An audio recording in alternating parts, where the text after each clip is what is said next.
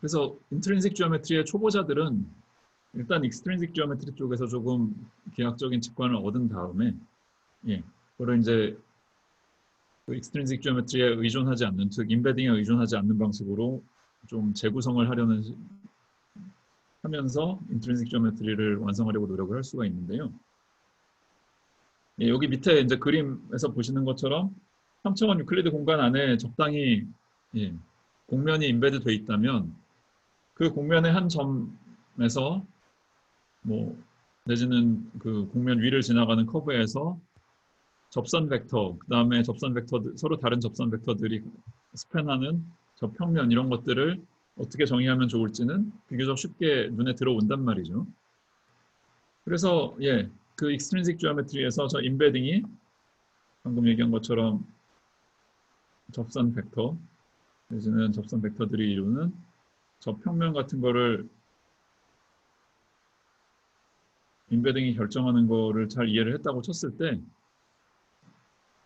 일단 거기서 출발해서 저 임베딩에 의존하지 않는 방식으로 뭔가 답을 다시 적어보겠다라는 시도를 하고 싶은 건데요. 그래서 탄젠트 벡터라는 거는 임베딩에 의존하는 일단 저 임베딩에 의존하는 방식으로 익스트린식 지오메트리에서 적으면 일단 서피스 그 임베딩 자체가 이제 두 개의 인디펜던트한 코디네이트에서 출발을 해서 x1, x2라는 게 이제 곡면의 코디네이트 패치에 해당이 되는 거고, 그게 임베딩이 된 방식이 저 대문자 y 좌표 3개가 x1, x2에 대한 함수로 주어지는 건데요. 그럼 일반적으로 탄젠트 벡터는 그냥 미분의 정의에 입각해서 이런 식으로 적을 수 있겠죠. 그 접평면에서 특정 방향을 정한다고 하면 이 우변에 들어오는 이 식은 그리고 3차원 유클리드 공간의 벡터 캘큘러스를 공부한 사람 입장에서 전혀 문제없이 잘 정의되는 양이라고 볼 수 있을 겁니다. 그러니까 구체적인 예시를 들어서 계산해보는 것도 충분히 가능하고요. 자, 근데 이제 우리가 궁극적으로는 익스트린식 지오메트리를 버리고 인트린식 지오메트리를 하고 싶은데 지금 이 위에서 적은 이 탄젠트 벡터에 관련된 식은 임베딩에 의존을 하고 있잖아요. 그럼 임베딩에 의존하지 않고 벡터 필드를 기술하려면 어떻게 하면 좋을지 고민을 하게 되는데 이 아이디어는 좀 허무할 만큼 간단해요. 그냥 임베딩에 관련된 정보를 별 생각 없이 갖다 버리면 된다가 답입니다. 그래서 저 위에 있는 식의 좌변에 이런 표현을 썼는데 그러니까 y라는 임베딩 정보를 담은 함수들을 x에 대해서 미분하고 개수들을 적당히 곱해준 게 있었는데 그 y에 대한 정보만 갖다 버리고 나머지는 그대로 유지를 하는 게 답이 됩니다. 그리고 뿐만 아니라 지금 우리가 저 y에 관한 정보를 버리고 남겨놓은 이 식은 그냥 예컨대 2차원 평면에서 직교좌표랑 극좌표 사이를 오갈 때 벡터 필드를 어떻게 기술하면 될지 얘기를 한번 했었잖아요. 그때 했던 얘기랑 결론만 놓고 보면 완전히 똑같아지는 거예요.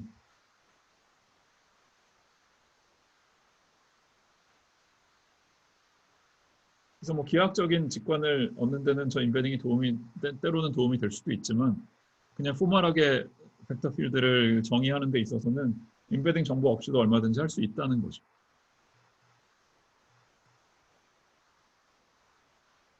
그래서 이거를 이제 보통 수학 교과서에 이제 어떤 매니폴드가 있고 그 위에 한 점이 있으면 그 점에서의 탄젠트 스페이스라는 거를 탄젠트라는 단어에서 t를 따와서 대문자 t 밑에 첨자처럼 p 배치하고 괄호 안에 매니폴드 m을 쓴 식으로 표현을 하는데요.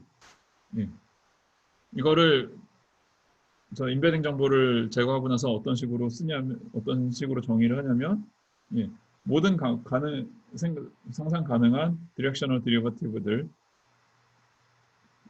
에시팝으로 씁니다. 그러니까 어떤 테스트 펑션 같은 게 p 주위에 스칼라 함수가 정의가 되어 있다고 치고 거기서 1차 미분을 하는 모든 가능한 방식을 다 나열을 하는 거예요. 그러면 이게 예, 적어도 포멀하게는 벡터 스페이스를 이루는데 그 벡터 스페이스를 탄젠트 스페이스라고 정의를 하자라고 얘기를 하는 거죠.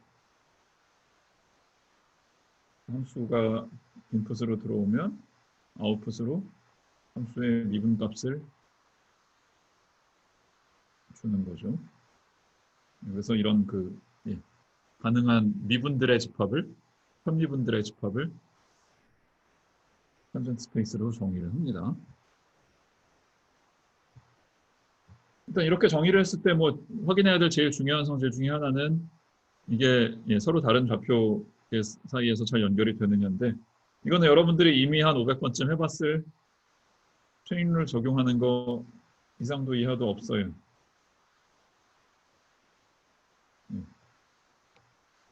조금 뭐 앞뒤 문맥은 살짝 달라졌지만 계산은 적어도 1차 미분에 관해서는 그냥 늘 쓰던 체인룰을 반복해서 쓰면 그만입니다.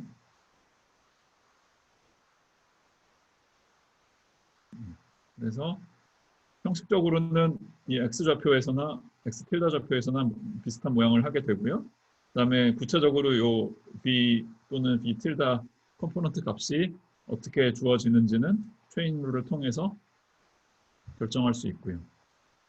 근데 이미 여러 번 강조한 것처럼 평평한 공간에서 비선형 좌표계를 쓰는 거나 휘어진 공간에서 이 벡터 필드를 논하는 거나 별로 달라진 게 없습니다.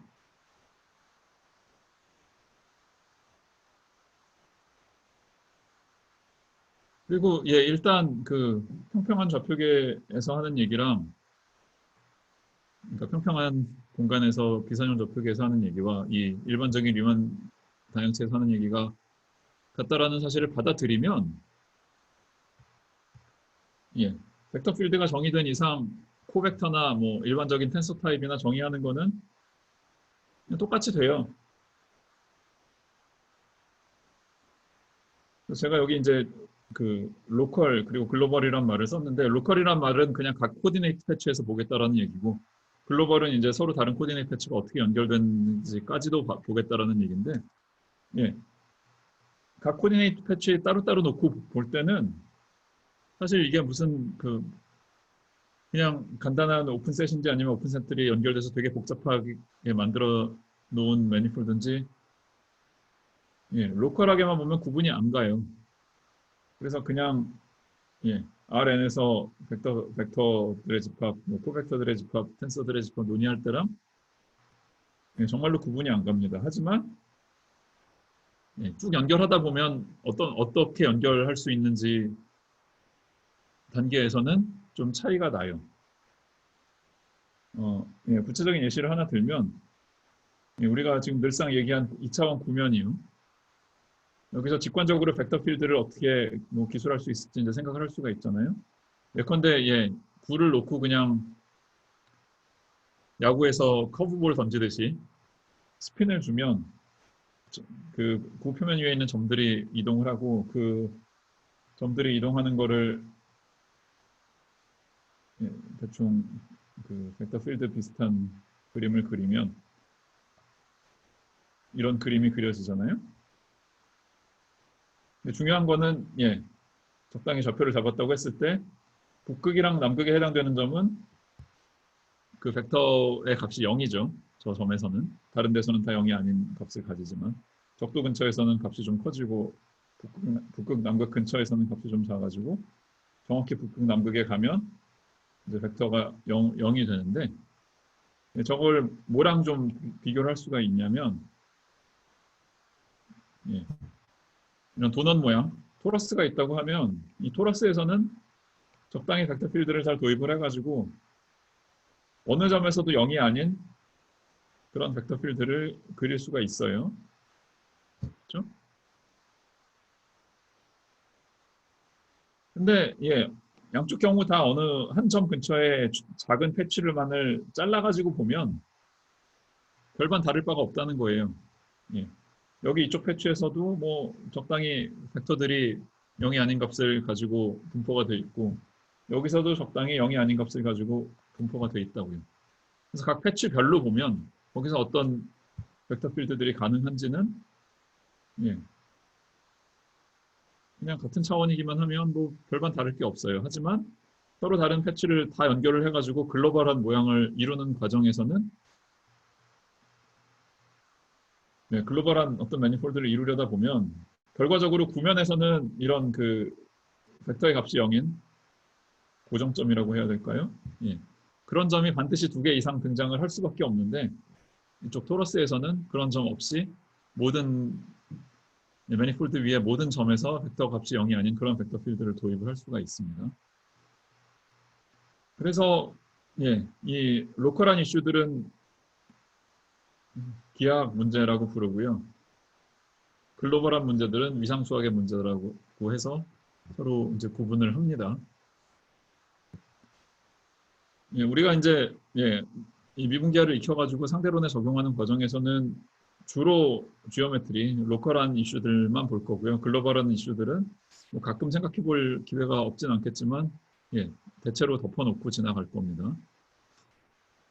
사실 이제 그 우리 우주 전체의 글로벌한 구조가 뭐냐, 예, 우리 우주의 토폴로지가 뭐냐 이런 것도 뭐 나름 흥미로운 질문이 될 수가 있는데 답하기가 쉬운 질문은 아니에요. 왜냐하면 우리가 우주 전체를 다 관측할 수 있는 게 아니거든요. 나중에 이제 우주론 할 때 뭐 좀 더 얘기를 하겠지만, 그래서 예, 우리가 지구를 벗어나서 우주 여행을 원 없이 할 수 있다라고 쳤을 때 한 방향으로 계속 진행하다 보면 뭐 벽에 부딪힐 것이냐, 아니면 돌다가 어느 순간 다시 지구로 돌아올 것이냐, 아니면 그냥 영원히 멀어지기만 하고 안 돌아올 것이냐 궁금할 수 있는데 그거에 따라서 글로벌한 구조가 달라지는 건데 예, 그 답이 뭔지 진짜 물리적으로 실험적으로 하기는 좀 어렵습니다.